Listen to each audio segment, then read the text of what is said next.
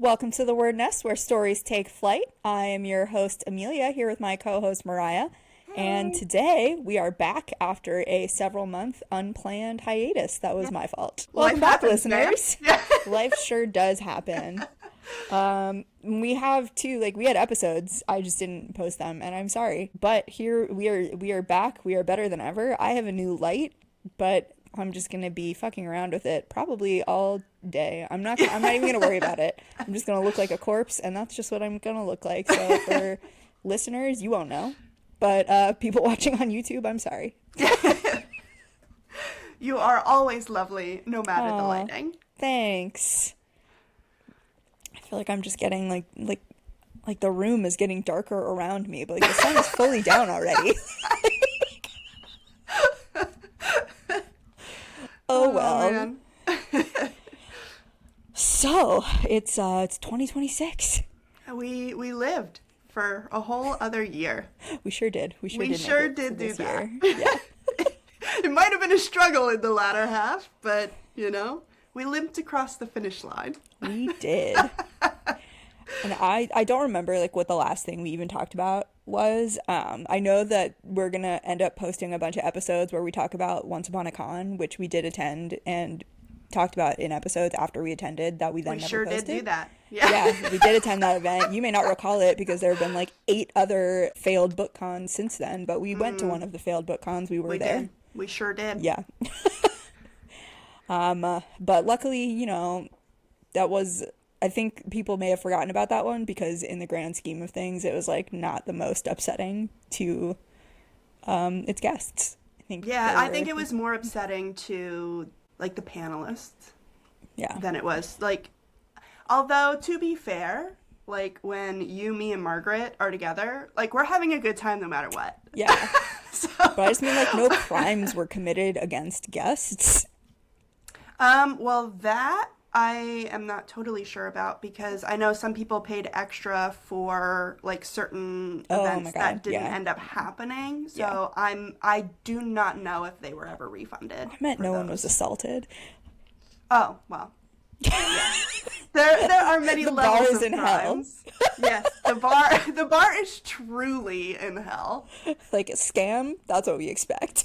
Oh my god. Yeah, that is for real. Yeah. Although I did have the pleasure of going to England with Writer's Digest for our first like Writer's Digest English retreat, and that was wonderful. I had a really great time. I think the attendees also had a really great time. We're still in a big group chat, which is fun.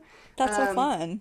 yeah, and we're all keeping in touch on what we're doing with our writing and all of that. And so yeah, I made some new friends. I taught a couple of classes, saw some really cool sites, and so Amy is the editor-in-chief of Writer's Digest, listeners, if you weren't aware. In And case you didn't know. yes, in case you weren't in on the Writer's Digest world. So she went to Italy last spring and confirmed just like this week is going to Italy again this spring with a new cohort. Oh, that's Um, fun.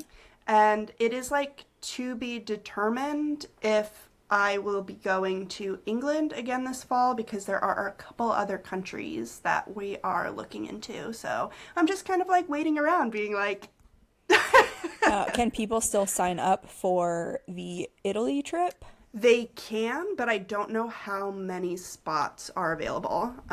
Get your so spot like, if you yeah, want to go get to your Italy spots. with Writer's Digest. And Or keep an eye out. yeah, whatever we're doing in the fall, you could come hang out with me. So yeah, I'm really looking forward to it. The biggest change is going to be the way that we did them in 2025 was like half a tour and half a retreat. So we like did a lot of like walking around London. We went to the Globe Theatre. We we did like Poets Corner. We did like a whole bunch of stuff. But the latter half of the trip was like classes about the business and craft of writing. Fun. We had a really wonderful agent with us, and so like she handled a lot of the business stuff. I handled a lot of the craft stuff, and Then, like, we did a group reading where people shared their work. We did one-on-one. Rachel was the agent. We did one-on-ones with every single attendee, talking about, like, their goals, looking over, like, Rachel looked over a lot of query letters, and I looked over, like, actual... Rachel did as well. I'm not to be like, oh, she only handled the business stuff. She also looked at people's works in progress and gave feedback. Now, in 2026, the biggest change is that the trips are going to be, like, just retreat focused. Even in Europe? Yeah, so there's gonna be just like instead of like going on full day tours, it's like, in the evenings we're gonna go into town and we're gonna That's fun. I like that. Do a class somewhere local or like that kind of thing. So there will be like things that we're incorporating from that region, but it won't be like I mean, we were like 3 different things every day. When I don't think I spoke to you while you were in England. You were just like never there. I just like vanished from the face of the earth. And so now it's going to be a lot more like class and craft focused, which super excited about because that's the kind of stuff I like to do. Yeah. I want to teach a craft class maybe someday. Yeah, that would be really fun. Yeah. If you could teach a craft class just off the top of your head, like what would be your thing that you would want to teach? Oh gosh, I don't even know. Honestly, like I'd rather just be hired to teach something that like I'd rather someone tell me what they want me to teach. That's fair. I feel like I have kind of slipped into the like building self-confidence and like battling like I call them your doubt demons. I've done a couple of classes on that. So I wouldn't be a great teacher. Yeah. Well, yeah, Just I guess. kidding. I was going to say, I have lots of them. So I know how to tell other people to deal with them, but then I'm just like over here like, but not me. No, I'm actually, I'm great at building confidence because I was a writing coach also for several years. So. Yeah, absolutely. I do have doubt demons. Don't take me at my word, everyone. And I think world building is probably the other thing that I do most of my class work on. World building. Yeah. I mean, I've been the keynote speaker a couple of times for world building. I have a world building class on my website, which is down again. That's so annoying. It is so annoying. Didn't you just switch servers? No, I threatened to switch hosts, and then they were like groveling at my feet, and I was like, yes. I let them talk me into staying, but now I'm kind of like, really over this. I'm spending too much money for my website to be down all the freaking time.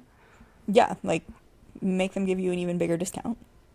Yeah, I feel like I'm just going to be like, bye. And I think Squarespace is probably where I'm going to move to. It's just like the act of building the website.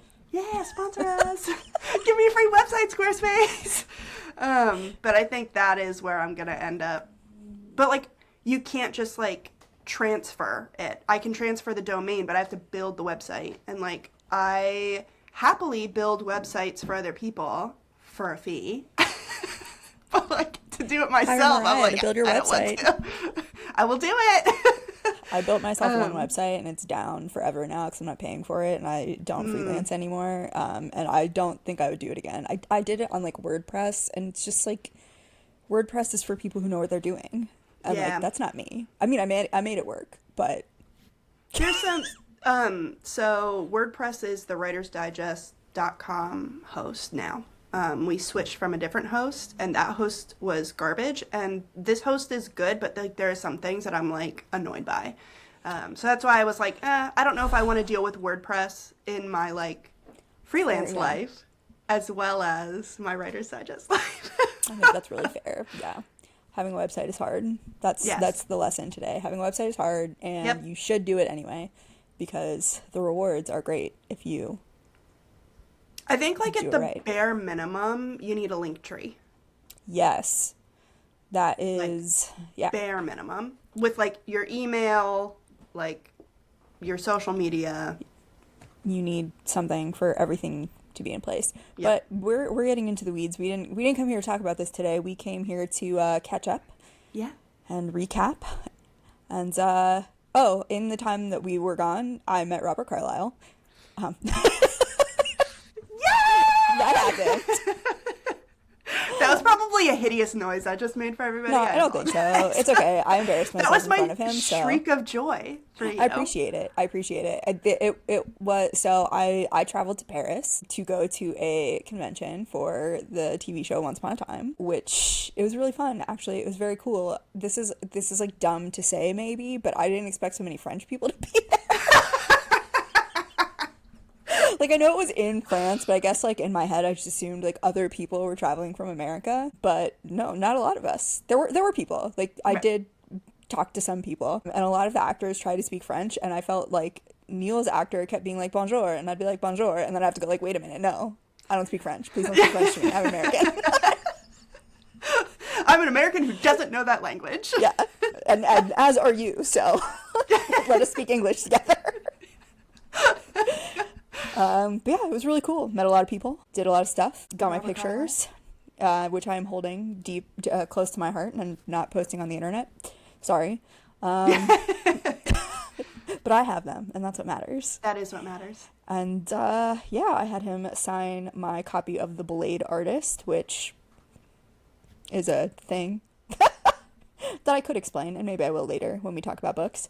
But yeah, it was really fun. I met some friends, and I ate some stuff, and I took a tour of a champagne cave, which I've done before, actually, that exact champagne cave, but it was really nice. It was a really nice tour. They give you, like, a nice glass at the end. You might have been able to get two. I don't know. I was confused. It was so rainy and miserable the whole time we were there.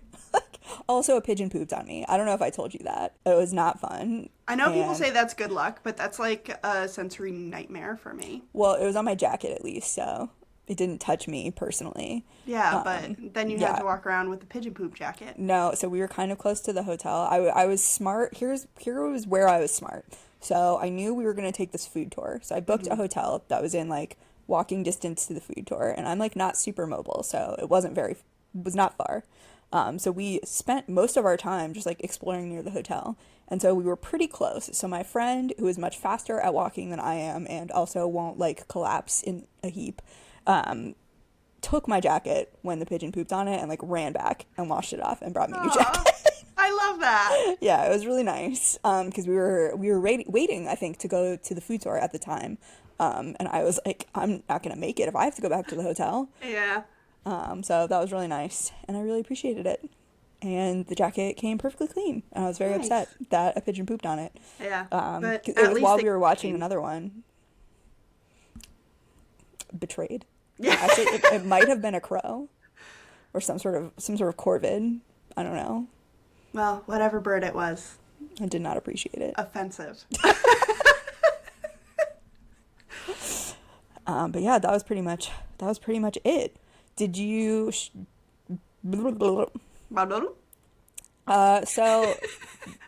that's like life chat. Books that we read. This is sort of our 2025 wrap up. Considering we posted so many episodes, you all get to know us really, really well.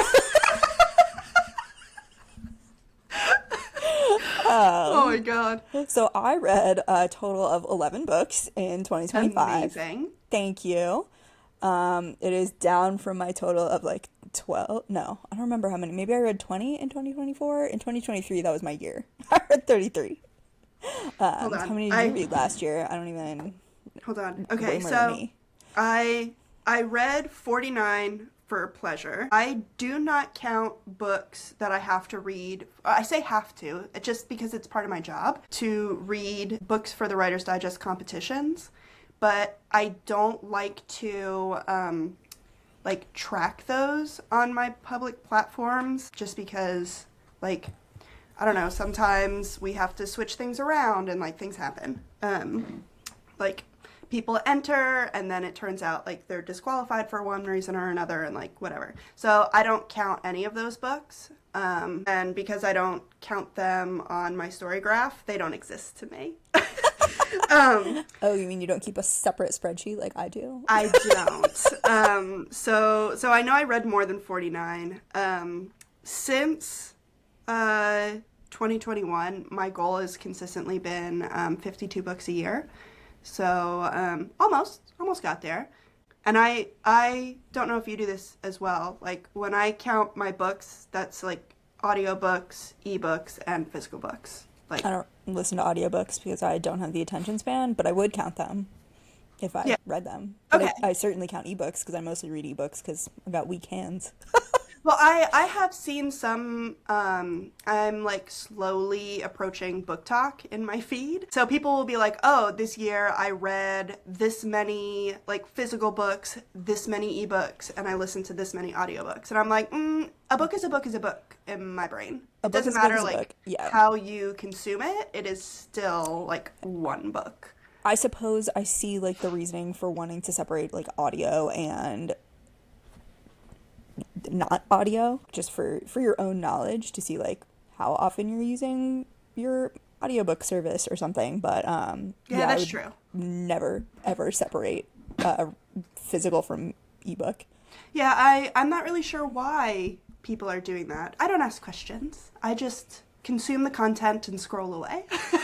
I consume none of it. I'm really bad at that. I'm like in my own little corner of the internet where life is well, grand. like thinking about the books that you read last year, did you have some standouts? So I only read 11. Many of them, not many of them, two of them were rereads. Okay. I reread Emily Wilde and I reread Spinning Silver by Naomi Novik. Oh, those are both which I good love. rereads. I love Naomi Novik. Probably going to end up reading Uprooted again this year. I know she just came out with a new book and it was in like September and I like totally missed it. So I will. I did as well. It's on my TBR. Yeah, me too. I'm getting ahead of myself. I would say the standout, I really enjoy, because I only read 11 books. I didn't only start 11 books. I started many more than 11 books. Oh, so you don't count your DNF books? No, I have a separate Chargeable. list of DNF books. Okay. How many 'Cause, books did you DNF? let me count. It might have been, I don't always keep track of them. Sometimes I DNF them even before I've like written them on my list. Let's see. I want to say I did DNF at least 5, I think. Okay. Some of So them I you do read intend to return many to. more than you DNF'd. Maybe. Okay, I've only tracked 4 that oh no, I was wrong. I DNF'd at least 10. Oh, okay. We did know that you are like the DNF queen. If I you're am like the DNF queen. If And you're some like, of I'm not feeling this, I'm not putting myself through it. yeah. And also some of them I didn't intend to DNF. Like I just didn't finish the second Emily Wilde and it for no reason. Like and I really have Hot Wax by ML Rio, which I got see like I like to support authors and buy the physical copies of their books, but I have a really hard time reading physical copies because they're uncomfortable. Yeah. So like I think that's probably why I DNF'd both Hot Wax and the second Emily Wilde, and I'm just gonna have to get them from the library as an ebook, and then I'll read them. I understand that. Yeah. So I did DNF quite a few. I get most of my books either as downloadable ARCs from NetGalley or as like e-reads or audiobooks from Libby, although now that Libby is like fully leaning into accepting AI written things on their platform, I'm like, But I have to support my local library. I so, know, like, that's how I feel too. But I think my library might have a secondary like app like Libby, so I'm gonna check that out. Mine is I'm not like fully to friendly Libby, with so. my librarian. Well, So that's nice. I don't allow myself to check out physical books because I am irresponsible and bad at returning them. So also, again, I'm not good at reading them because of my hands. So yeah, that makes sense. I But, live right around the corner from my library, and well, I'm that's there all the nice. time. But I support your local library. Yeah, I did get a bunch of books out that I had to. I like enjoyed reading for an author interview, which I can't fully discuss because we haven't announced it yet. But Don't I tease ended the up listeners. I ended up reading a bunch of those books. Like I got them on audiobook, and so. Like, I was like, oh, I'm like most of the way through the audiobook, I'll just return the physical copy. So that was, I'm definitely an audiobook person. Yeah, I don't have the attention span. I don't do enough, like, activities where I'm not using my brain. Like, I like to read, I like to write, I like to watch TV. So I can't really be listening to an audiobook doing those things. I I think can't stand silence, so... I'm usually listening to music, so... Oh, well, that's where you are listening to music. I'm generally listening to a book. Yeah, or you have Judge Judy on. Yeah. I have Judge Judy on a lot while I work. Sister Wives is another good one. I can't watch these shows. They make me anxious. I don't like watching people, like, air their dirty laundry out. I want, like, the recap of the drama, but, like, I don't want to watch them have the drama. That is what we are watching right now in Sister Wives. It's their, like, end of season, like, couch sit-downs where they, like, watch certain things and then, like, get all riled up about it. And I'm like, yes. I've just been rewatching Brooklyn Nine-Nine, where no one gets riled up in real life. I just finished a Moon Knight rewatch on Disney. And I vaguely know what you're talking about. I just love Stephen Grant, my beautiful little autistic king, just living his life. Is it the character or the actor? It's one of the characters. So just short little. The character of Mark Spector is a dissociative identity disorder system. So Mark is the host. Is that personality. the Moon Knight? Yes. Okay. But there are several alters within Mark, and Steven is one of those alters. I see. Okay. But he is like, he's this very like funny and awkward and like timid and just so sweet. He's just so sweet. I just want all good things to happen to Steven. And he does not know for a long time that he is Moon Knight. And then like their realities start blending into each other.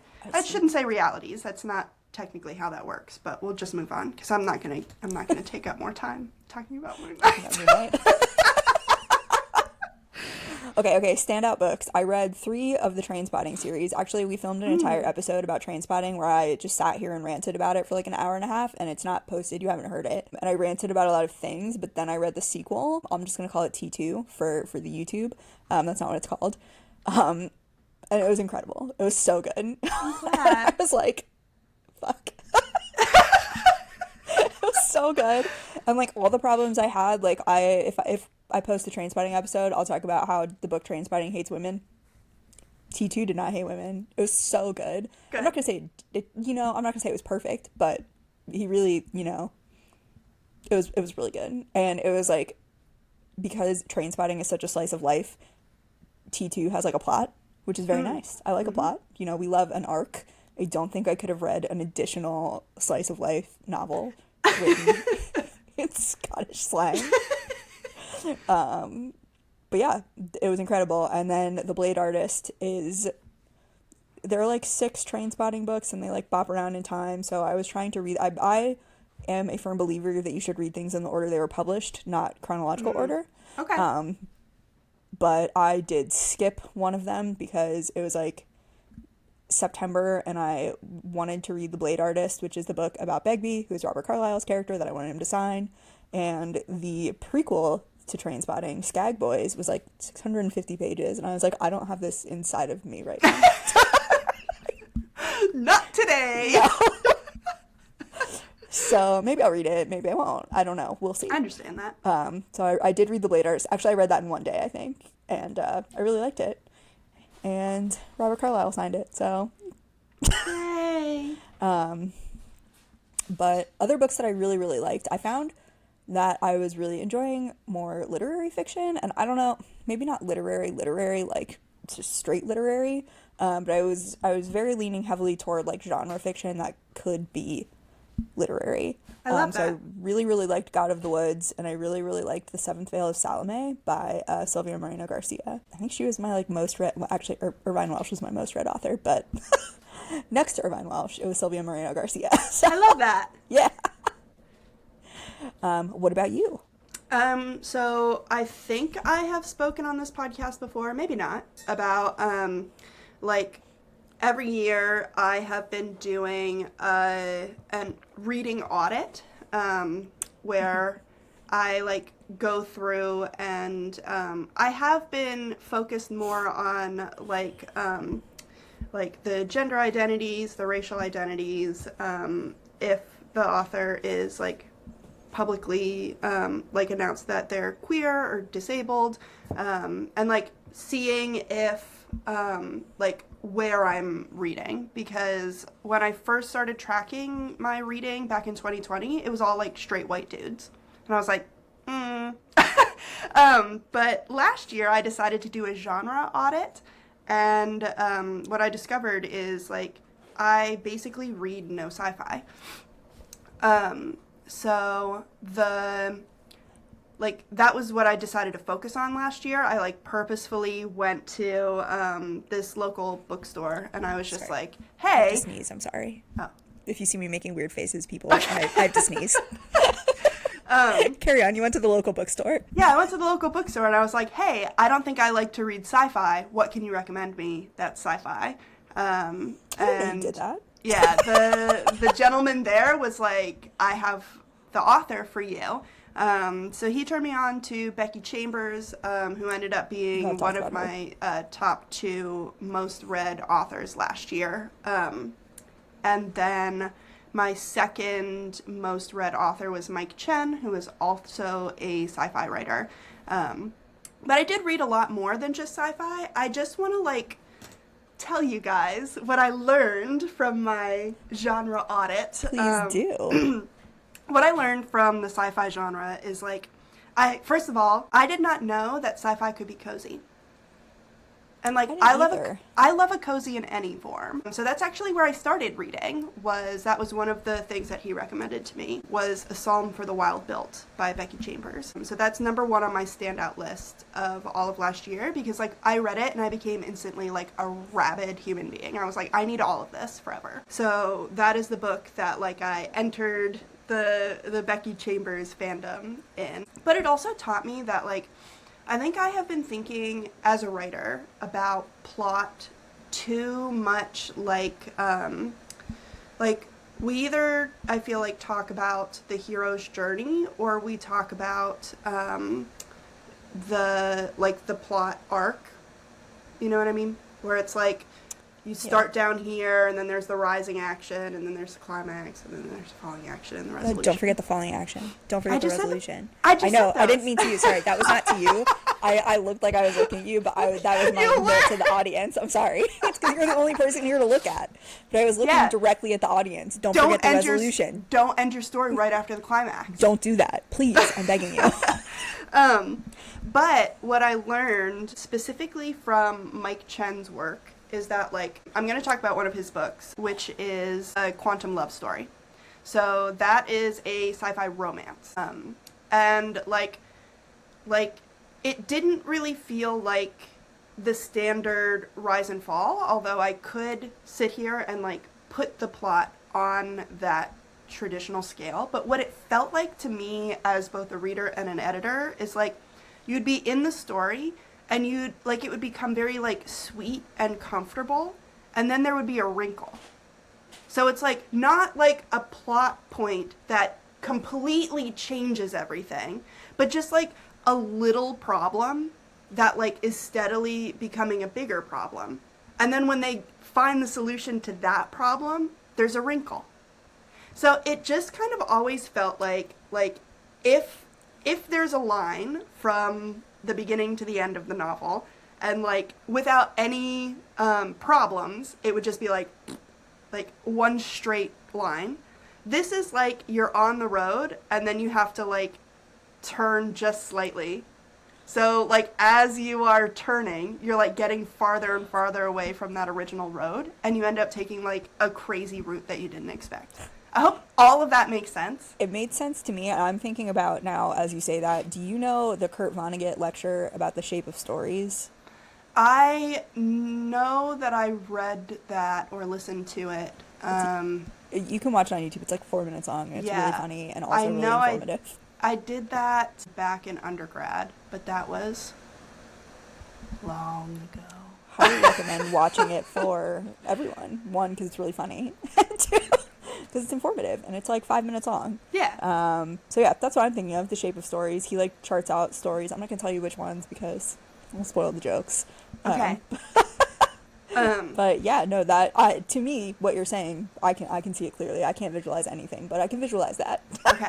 I am very glad that I did this genre audit. I plan to do more of it moving forward. But like to get to just my list of standout books, I already talked about Becky Chambers and Mike Chen. I also have Triple Sec by T.J. Alexander, Buffalo Hunter by Stephen Graham Jones, Brigands and Bread Knives by Travis Baldry, and The Maid's Secret by Nita Prose, and Good Inside. Is that the one you told me to read? Yeah. That I didn't read? It's the last one. Is it a full novel? Yeah. When did that come out? I thought got she released the a arc. novella that I missed. Oh, okay. She did, yeah. So there's book 1 and 2, and then there's a novella, and you don't have to read the novella.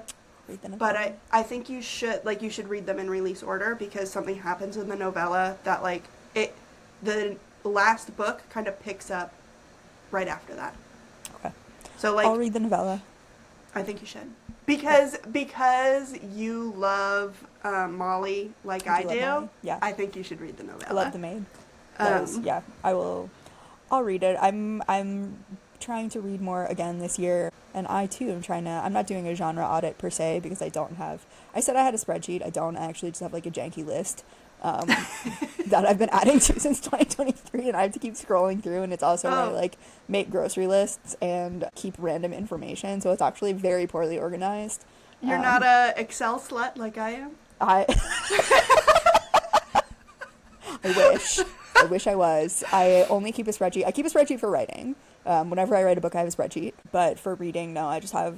It started out as my TBR list, so my TBR is also on this list. And I do very organizedly keep a list of books that I own that I haven't read. Oh, yeah. I love that. So that if I'm like, oh, I don't have anything coming in from the library, then I can refer to my list of books. Do I ever read them? No, because gotta read a library book first. But it's there. But, like, thinking about... as a reader, what does 2026 look like for you? Like, are you excited about stuff? Do you have goals? Like, what's going on? Yeah, I'm not going to set a goal, because I don't want to not meet it. And if I keep writing like I was last year and the year before, then I'm probably not going to meet it. But I am very excited for Jeanette McCurdy's novel, because I read her memoir and I really liked it. And I think it actually just came out like 2 days before we were recording this, so it's not like... Yeah, I am looking forward to it, but it did already publish, so I'm not looking forward to its release, because that has happened. And I was really looking forward to The Possession of Abba Diaz. That was like my number one read that I was looking forward to last year. And I had planned to read it on the plane to Paris. And then I was like, what if it scares me? Yep. Which I think kind of was the right call. It didn't scare me. I read it. That was the first book I read this year. And I really liked it. And it didn't scare me per se, but it was kind of icky. So. It's really funny that you say that, because you know me, and like I read horror all of the time for comfort. But when I was in London, I was listening to Killer on the Road by Stephen Graham Jones. And that story is about a serial killer who's like killing travelers. I got so scared in my hotel room, I was like, I can't do this to myself. I cannot read this book while I'm traveling. That could not be me. First of all, I don't like serial killers. Like, that's something you can all know about me. I don't really read serial killer things. I don't watch them. I don't like them. It's not for me. So that's just I a hard watch a no lot all around. of, like, my serial killer media is generally true crime stuff. I don't watch true crime. I love cults. I love serial killers. I like cults. Yeah. I don't like a serial killer. Sometimes a cult is a serial killer. Well, that's true. I also get annoyed when, like, I'm watching something about a serial killer and they're like, he was so smart. It's like, no, the police were just bad. I recently watched something on, it wasn't the BTK killer. It was one of those ones. But, like, the entire documentary, I was just like, the only reason he got away with any of this is because of the time period. He would have been caught in like 2 days if he had been trying to murder people like that now.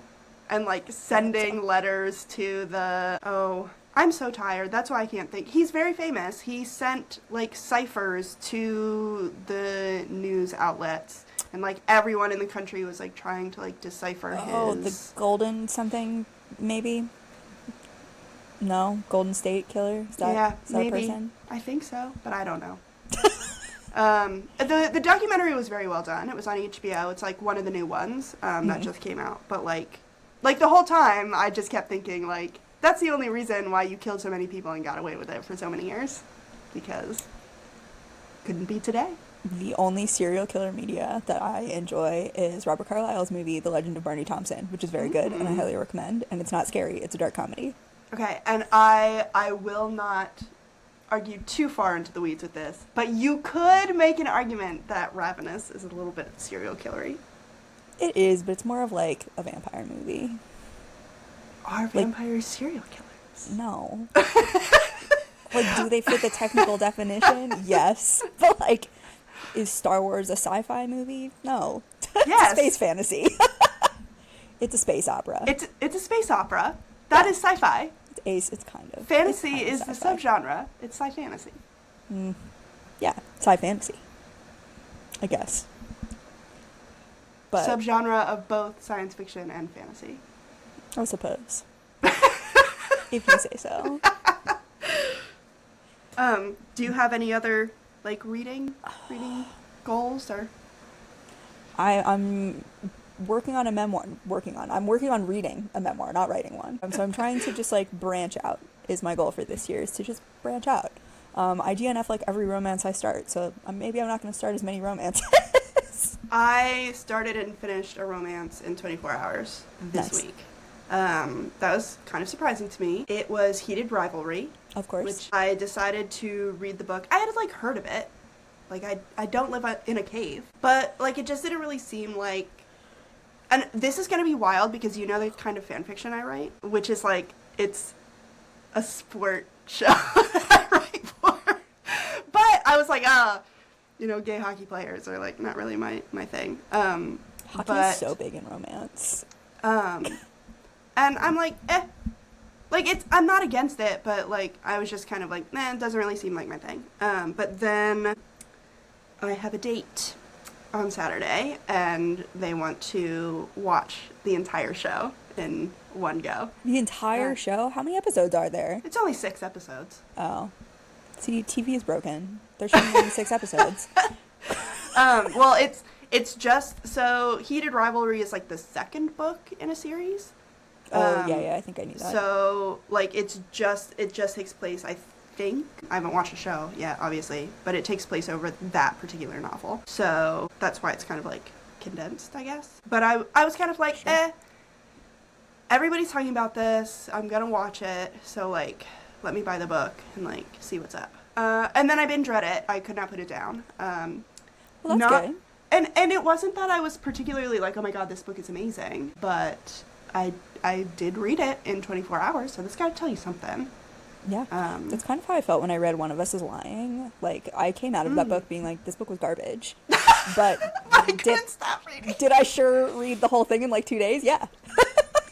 And I know we'll talk about this on a future episode because we've already recorded it. But, like, my thing about romance novels is, like, it can't just be smut.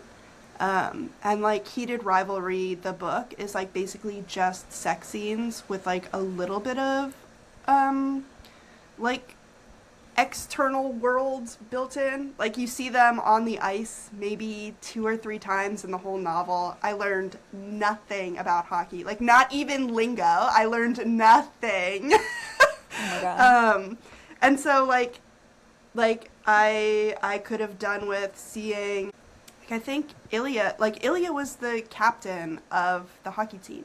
So, like, I could have seen, like, a locker room scene of, like, him being the captain. I could have, I could have just seen more, like, of them. Maybe you get that in the show. I think I do. So all I see is GIFs and, yeah, TikTok has been slowly, like, you like the gays. So here are some edits of these gays. So I do think the show is going to be a different experience than the book. I will report back. Please do.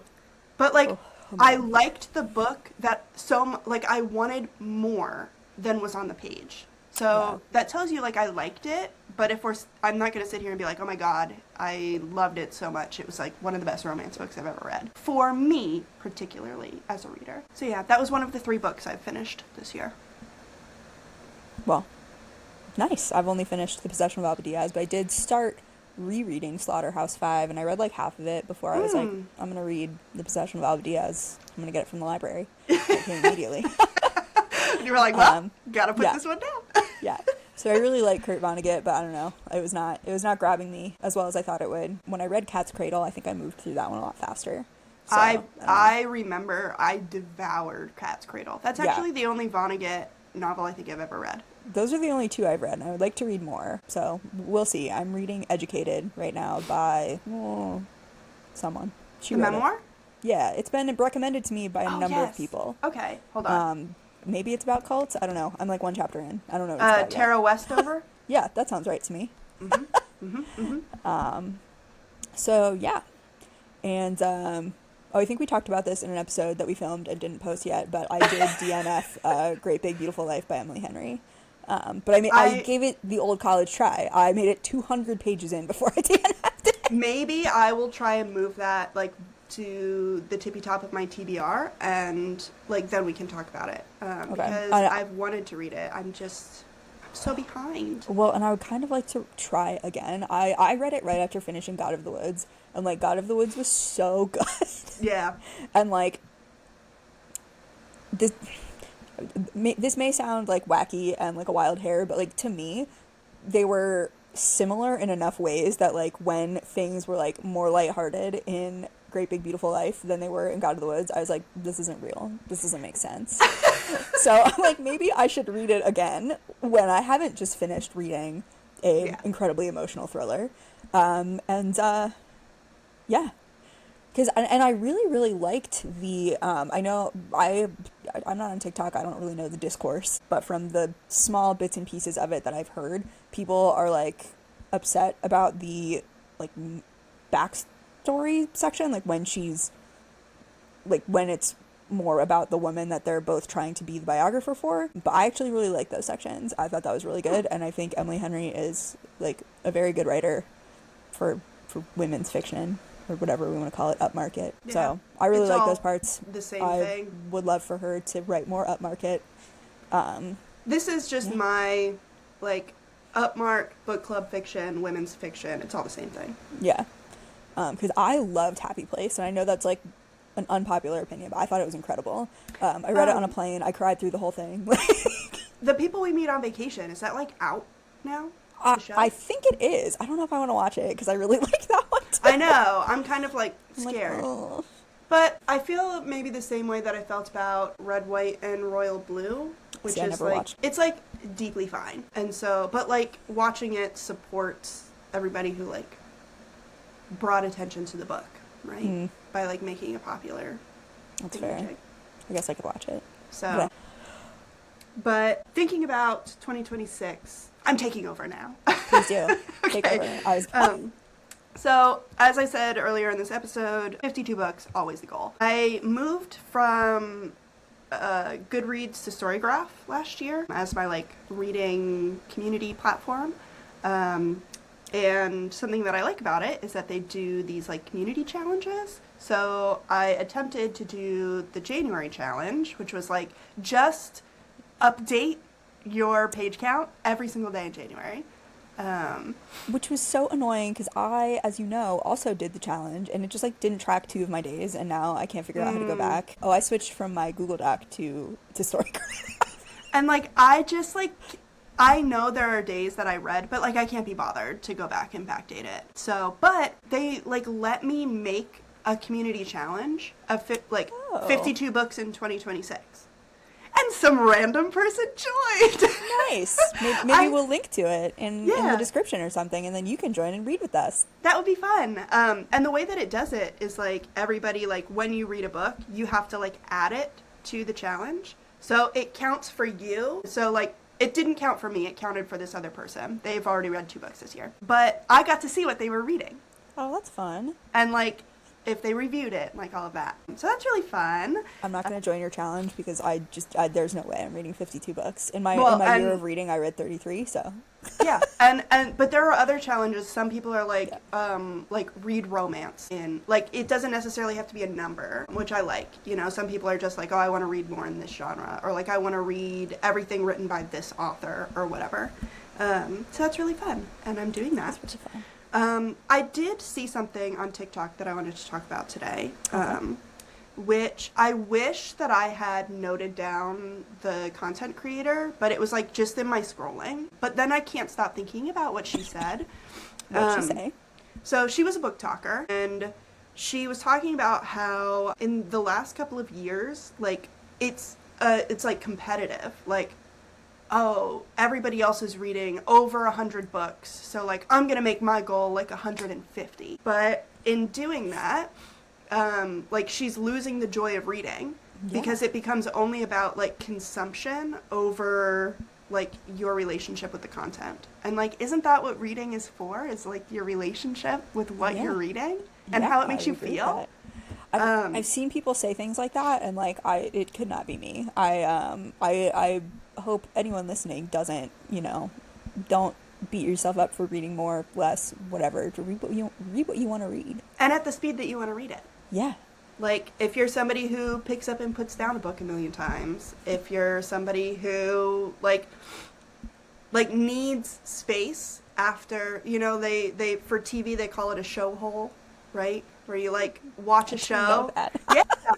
You like fall into the show hole of like, oh, my beloved show is over, and like, what will I do with myself now? Nothing else compares. So you need like time and space to be ready to like consume a different form of media. And like for me especially, I get end of year fatigue really bad. And that's when like I stop reading books and I start reading more fan fiction. Like, I'm always reading fan fiction, but that becomes like the only thing I'm reading every day outside of like work. So, but like, I'm still reading. I'm still enjoying my media. You're reading the stories. Reading the stories. So yeah, I thought, like, I just want to remind all of us, I guess, that like it's okay to sit with a book that really speaks with you rather than like have an assembly line or like push yourself to a certain number. I don't know why 52 pleases me so much, but that's 52 weeks in a year. Yeah, I guess. That's what I assumed it was. And like even that, like, who cares? I'm not like reading a book a week. It's just I don't know, but that's for the last 6 years that has been the number, and that pleases my brain. So like I don't get overly fussed if I don't meet that number. It's just a number. But it's nice to strive for, and if you did meet it, you would feel really good. Yeah. A little bit of dopamine. And also remember, you can just drop a book if you're not feeling it. As we learned, I dropped far more books than I read last year. I did DNF a book this year. Like, straight up. I read, like, about 20%, and then I was like, I don't have to do this. It's not a book for me. I'm not enjoying myself. I don't have to do this to myself. And then I didn't. Good. I'm proud of you. So my one single DNF of the year. And I couldn't even tell you what the book was. I make notes so that I don't like try to find it again. Oh, well, like, or so that I know. Those books are like in my brain enough that like if it came up, I would be like, oh, I've already read that, and like I know what I feel about it. But like to sit here and talk about it, I'm like, fair. I don't know. I did DNF a Sylvia Moreno Garcia book, but it was nothing against her. It just like ended up being way too like sci-fi. It was icky. I didn't like it. And it wasn't even that icky. I'm just there. I'm very easy to make to. Yeah. I understand. I think a lot of things are icky. Well, this is going to be a true delight for you because I know you. The genre that I'm focusing on this year is poetry. I knew that face was so coming. Exciting for you. I'm not going to say anything rude about poetry. For those listening, I did make a face, but you won't know what it looks like. Amelia just like doesn't like poetry very much. I don't dislike poetry. I don't want to be like, I don't want to, we both have creative writing degrees. Yep. And thus know a lot of poetry people. And, Yep. I think Yep, I yep. have poets that I really love.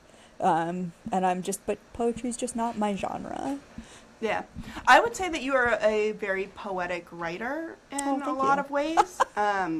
But like, you don't have to like poetry. It's like not a, I think poetry is a really interesting genre in that like you can be really fond of like spoken word poetry and like detest reading a chapbook. I used to go see this. I don't know if he was technically a slam poet. Probably not. He was a spoken word poet. His name was Taylor Molly, and he was incredible. And every time I got the chance to see him, I would go see him live. Oh, nice. So I highly recommend looking him up. Don't know if he's doing it anymore. This is like, I don't know, 10, 15 years ago. It's Taylor Molly, Mali. And I'll definitely look it up. Very good at what he does. So like my curriculum for myself. Yes. Because I have a lot of poetry books here already. I'm going to give you my list. So these are going to be my rereads. I've got Fire to Fire by Mark Doty, Famous Last Words by Catherine Pierce, Fierce Fairy Tales by Nikita Gill, Young by Bill Winchester, and The End of the West by Michael Dickman. And then, this is also a reread, but those are like published like 2010 to 2017 probably, if maybe even before that. This one I featured in the Breaking In column at Writer's Digest. So Victoria Hutchins' Make Believe, Poems for Hoping Again. It's wonderful. That's nice.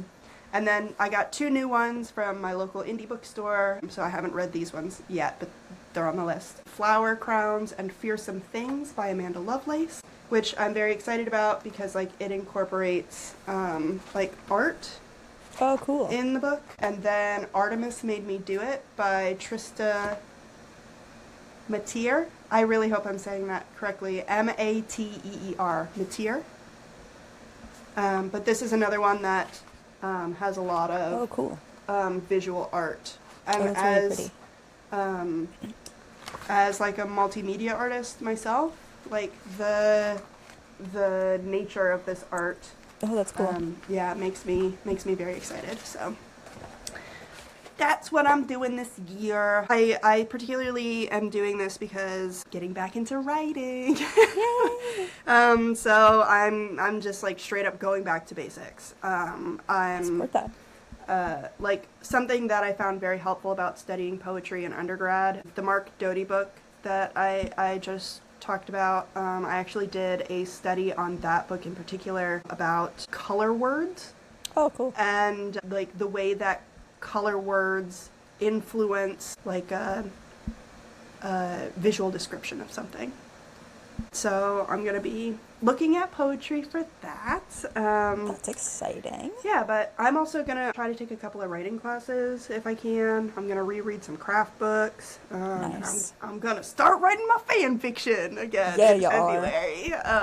So that's... Should we officially pivot to writing now? Yeah, let's do it. For the tail end of our episode? Yeah. As we wrap up. So that's exciting. That's the particular reason I haven't like specifically sought out poetry in this way in a long time. So that's why I'm doing a lot of rereading, but also that is why this genre calls to me when I'm like going back to my roots with writing. So what are your writing goals for the year? Yeah, I'm not going to make a goal. But I do want to wrap up. I don't think I wrapped up 2025. I think I actually talked about this in an episode we haven't aired, so I'm sorry if you hear this again. I wrote about 20,000 words of the book that I had been planning on writing, and then I threw it in the trash. You didn't throw it in the trash. You put it on the shelf. Sorry. Yeah, I put it on the shelf. That's that part. No, I have to rewrite it. It's 100% has to be rewritten. Yeah, but to me, when you throw something in the trash, you like completely give up on it. You're like, oh, that idea will never see the light of day. But no. You just need to like put it on the shelf. Yeah, well, so I did that, and then I was going to start it again, I had been planning to write it for Not Nano. For those who don't know, NaNoWriMo is no longer an organization. You can look up reasons why. I think Savvy Writes Books did a great video on it. But nonetheless, some of us have been doing NaNoWriMo since the year 2009. So I always try to start it every year. Sometimes I make it 500 words. But this year I won Nano. Yay! With a completely different book that I did not plan at all. And I started it 5 days late and I finished it a day early, which was pretty exciting. So, and I had every intention of finishing the whole manuscript in December. And I, for some reason, was like, I'm for sure going to write while I'm in Paris. Don't know why I thought that. I don't know. Don't know what got into my brain. So I've probably written, I think, about 17,000 words since the end of Nano, which is, yeah, it's pretty awesome. I'm a pretty, like, fast drafter, so, like, I wrote, like 650,000 words of fan fiction last year. That's amazing. That is amazing. Thank you. Don't compare yourselves to me, listeners. Don't try to be like me. Don't. I work from home. And thus, I don't spend time commuting, and so, like, I can just, like, close my work laptop and open my personal laptop and start writing as soon as my workday ends. And also, I don't sleep because I'm dumb. So, I spend a lot of time writing fan fiction.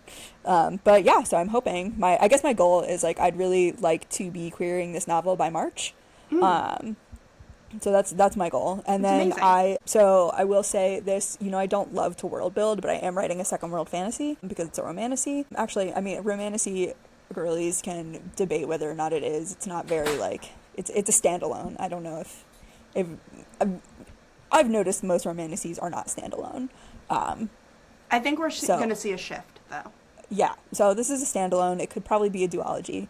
But it's set in the same world that I was world building for the draft I scrapped, and so I was able to do a lot of world building in a smaller location, and I'm feeling a lot better about the one that I threw in the trash. Nice. So I didn't throw the idea in the trash, I just threw that draft in the trash, just those 20,000 words. Yeah.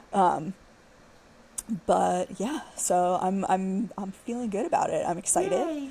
And yeah, it's doing really well. I have some beta readers lined up. And it's going to be a good time. I love it. I'm gonna make a questionnaire based on our episode. Yeah, do it. I have to say, like, that is, like, thinking about accomplishments from last year. I actually published more than I have in, like, probably since the year 2017. Oh, wow. Because, of course, like, I'm publishing all the time for Writer's Digest. But, like, that's my day job. I get paid to, like, write those articles. But this was, like, me... I think I got, if I'm remembering correctly, 2 flash pieces published. And then 2 articles that I wrote for spec. Oh, that's right. Yeah. I totally forgot about that. So, that's awesome. Like, I had more publications. I like, purposefully was like, okay, I'm going to submit every month. And, of course, like, I got 4 pieces published last year, so, like, many, many months of rejections. But that's I amazing. had some outcome. Yeah. It's more than I got published. So, to be fair, I did not reach out to anyone. Well, they're not going to show up at your house. No. I don't write short things since grad school. Yeah. I'm like, I have, like, the stories I wrote in grad school, and, like, everything else, I'm like, Well, and that is helpful when, like, as a flash writer. And a lot of the flash that I write is because I host the, which I guess I can also talk about. I'm, for the 6th year in a row, hosting the Writer's Digest Flash Fiction February Challenge, where every day in February I will post a flash fiction prompt and an example story based on that prompt. It is a first draft. Get your flash fiction fingers ready. Yeah. It's a first draft, so my stories are, like, generally always garbage. But that's because I want to encourage everybody, like, just post. Like, just write, just post, just share. This is, like, we're not looking to critique each other, or, like, this is literally just about every single day write a story. And then, like, you can spend all of March polishing and rewriting if you want to. I have written many a story over the last 6 Februaries that I was like, that was hideous, and I will never look at it ever again. But then, you got some good ones that came out of it, too. Yeah, and it's like, you get good stuff by writing a lot of stuff. Yeah, Like, yes. Yes, exactly. not everything that even a writer that the best writer that you've read has thrown away more words than you've ever seen. Yep. So yeah, I'm doing that, and also in February I am so I have this fan fiction that it's actually like a fan fiction series, which is the first series of fanfics that I ever started. And so I had written the first one in like over 2016, 2017, got a lot of good positive feedback on it, started the second one in the series. And like at that time, I was uploading every Thursday, I think. So I would like write a chapter, upload it for Thursday. Write a chapter, upload it for Thursday. I'm glad that you also live and die by the fan fiction update schedule. And like I was just like, the problem is once I started missing Thursdays, then I was like, I'll never go back. And I didn't. I just left it. I just straight up disappeared. No. And just became like a lurker. Like I was like, the account is still very active because I read fan fiction with that account. So I'm like reading fan fiction all the time, commenting on everybody else's stuff. As you should be. Everyone comment on the fan fictions you read. The authors appreciate it. Even if it's just like keyboard smash with like a little Love a heart. keyboard smash. Yeah. So I ended up last fall, I got like a couple of really, really kind, like extremely long comments on that abandoned fic that were like, I mean, it's 2026, yes. I abandoned this fic almost 10 years ago. And people are commenting on it being like, the way that you talked about mental illness, like, meant a lot to me at that time. And like I come back to reread this, and one person said like, wherever you are, like whatever happened that made you stop posting, like I hope you're well, and like I think about you. And I was like, ah, That's so beautiful and lovely. it's so lovely. And like, if I'm gonna get really serious about writing again, which I would like to, I had a rough 10 years. I had a lot going on in those 10 years, and I finally feel like I'm coming out of survival mode and like learning who I am and who I'm going to be, and I'm able to, for the first time in 10 years, dictate what that is going to look like for me. I love that. I love that. Yeah, me too. So part of that is like, okay, I'm going to fall back in love with writing and make it not so painful, because it was never painful until the MFA.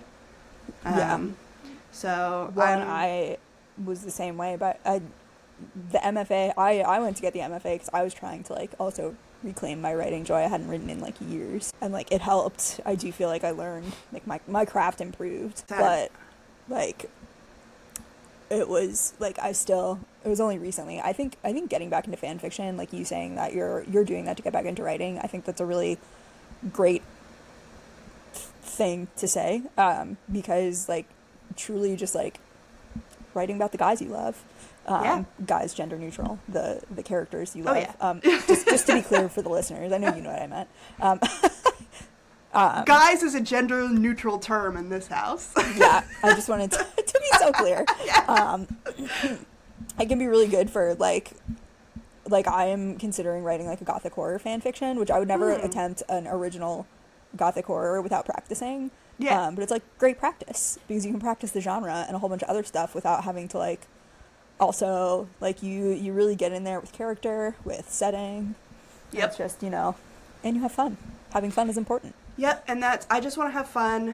I have there's no pressure because I am anonymous on there. Like, people know me by a moniker that is not my real name and not tied to me in any other way except there. So it's like, it's taking off the pressure a little bit and just getting back to basics, being a student again, but in a way that will not destroy my soul. Love that. I feel like on that note, do you have anything else you want to say? Let's do it. 2026. Yeah, let's go. 2026, the year of creativity. The last year was the year of the snake and shedding, and this year is the year of the horse, and it's all about, so it's my year. Yeah, it's all about motivation and moving forward. That's what the year of the horse is to me. Perfect. So Let's be motivated and move forward and hell yeah. and Let's get this shit written. yeah. Tell us your writing goals, your reading goals, or Yes. if you're like me and you don't want to set a goal because you can't be bothered. Or if they Tell us intimidate what you. your plans are. Yeah, if they intimidate you. I'm not necessarily intimidated by them, but I just know that I won't. Like, I'm very, like, self-motivated, and therefore, if I can't be motivated by a goal, is what I'm saying. I'm going to do what I want, no matter what the goal is. I know some people who are like, I couldn't make a goal because then I'll be like, what happens if I don't meet the goal? And then I won't meet the goal. That's Self-fulfilling prophecy. Yeah. Like, that's not my situation. I won't meet the goal, and then I'll just be like, well, why did I bother? This is a waste of time. Yeah. Although I will say sometimes you have to for me, I have to set the goal and or like make the decision just so that I know that's not what I wanted to do, and then do what I actually wanted to do. Everything has a purpose. Yes. We all have our own ways of working around our brains. Yeah, man. So yeah, tell us what your ways are. Tell us what you're excited about. Tell us if there are any books you're excited about coming out this year. I haven't been as paying attention, but I'm doing my best. And I'm going to read Jeanette McCurdy's book. Yay. You mentioned the Buffalo Hunter. Is that what it's called? Mm-hmm. That's like, I keep forgetting to put that on my TBR. That's high on my TBR. It's a good one. Gotta get it. Gotta get that one. Any final thoughts? I don't think so. I'm excited that we're back to this. Me too. Yay! I missed it. I did too. Next time I'm going to make my ring light better and I won't look like a cave vampire. Like a Victorian child. That's just me, the sickliest of Victorian children. Actually, I have a plague doctor. You might be able to see him behind me. Yeah, he's a little stuffed animal. Stuffed plague doctor, I guess. Maybe he's not an animal. Who can say he's wearing a mask? Who can say, not I. So yeah, don't forget to like, comment, subscribe. It really does help us. And we'll see you next time. Yay! Bye.